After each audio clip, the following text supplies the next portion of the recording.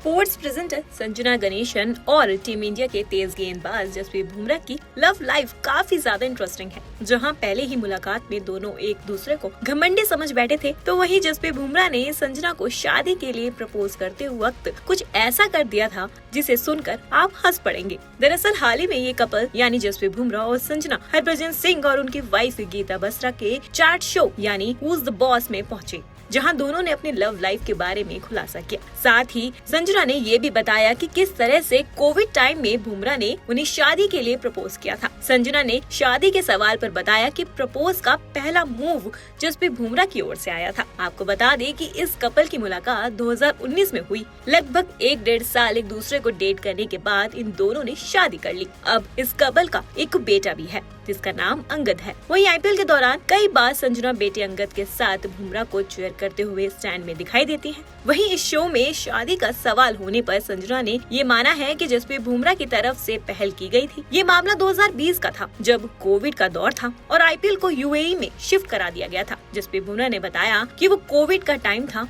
हर team के लिए bubble बनाए हुए थे। बाय लक संजना केकेआर में थी और मैं मुंबई इंडियंस यानी एमआई के साथ था। दोनों ही टीमें अबू धाबी में थी। मैं इस उम्मीद से अंगूठी लेकर गया था कि शायद टूर्नामेंट खत्म होने के बाद मुझे ग्राउंड इंटरैक्शन के अलावा हमें कहीं बात करने का मौका मिल जाए। बुमराह ने आगे बताया, आखिरकार मुझे लोगों को बताना पड़ा कि देखो मैं अंगूठी लेकर आया हूँ, please bubble to bubble transfer की व्यवस्था करो।